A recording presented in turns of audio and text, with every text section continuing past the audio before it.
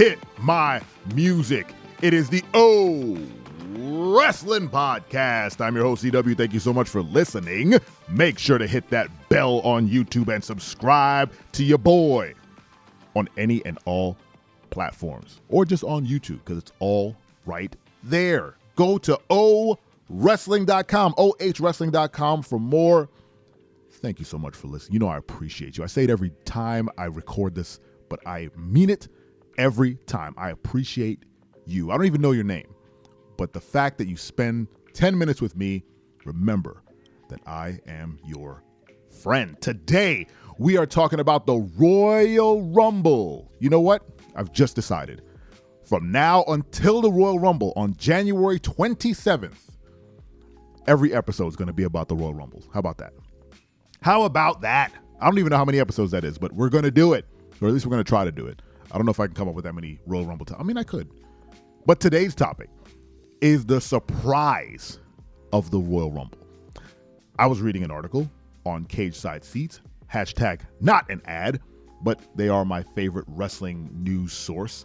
And the article was titled, "Dear WWE, please stop announcing Royal Rumble entrants." And I screamed out, yes, please stop doing that.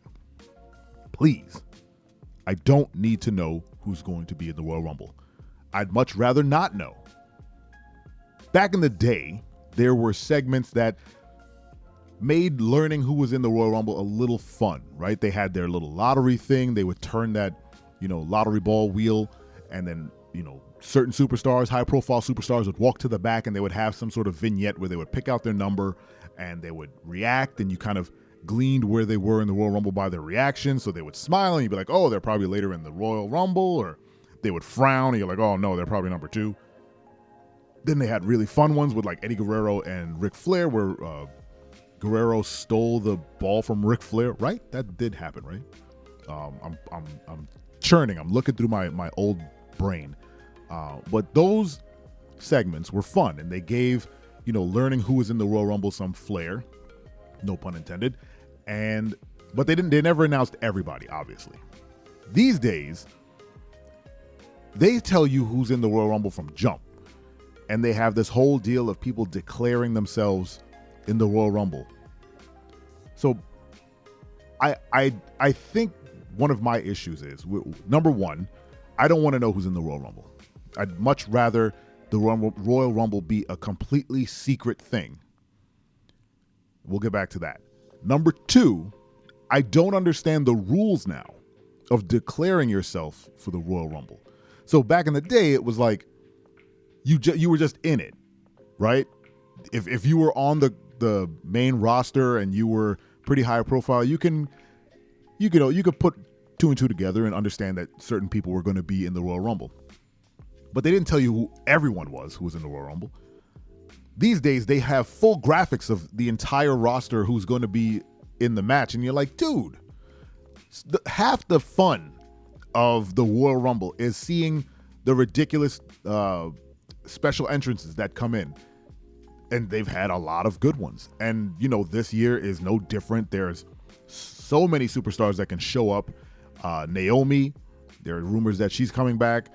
There's rumors that, Sasha Banks might make her way back here.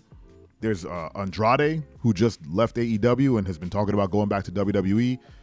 There's so many potentials that can show up in the Royal Rumble. That's the fun of it. But if you bookend those surprises, those one or two surprises, with just complete awareness of who's in the Royal Rumble, it does take some of the shine off. Because then you say, okay, well, I know that I see 28 superstars who are going to be in there, so there's probably 2 surprises. Or,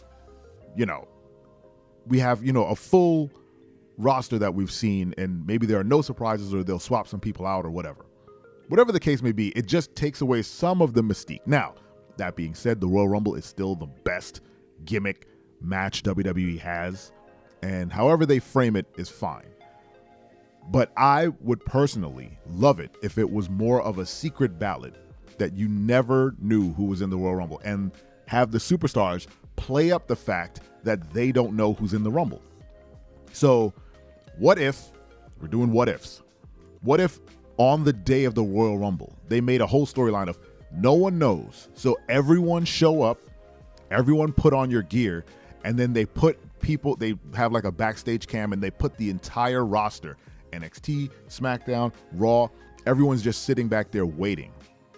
Just sitting down, waiting to be called to the Royal Rumble. It's like you hear your music, you got to get up and you got to make your way out. And then you have obviously they would know who's going out, but you would have this shared excitement this shared kayfabe excitement with the wrestlers and the fans where you're like, who the hell's in the Royal Rumble? They haven't told anybody. They just have to wait for their music. That's wild, right? And then seeing their face, like, here's an old reference for you. The Price is Right? When they would call people down, it's like, where's Janet Moynihan? And then they would swing the camera around and she would stand up like, it's me! And she would run down the stairs. Yes! I'm going to win something stupid. That was exciting. You telling me that's not fantastic television? That should be the Royal Rumble for me. What do you think? Let me know in the comments if you think that's a good idea. Just like having a cam backstage and someone hears their music and they go, oh crap, it's me. And they have to get up out of their seat and like, excuse me. And they're just sprinting to Gorilla and then burst through the curtain and like, yeah, I'm good to the Royal Rumble. Can you imagine someone like Xavier Woods going like, oh my God, I'm in it. And he runs out. All right, I'm just having fun now. I forgot my second point. I was so caught up in that scenario that I've completely lost all thought of what my other point was about the Royal Rumble. Let me see. I was talking about the secrecy of it, and then it's gone. It's gone.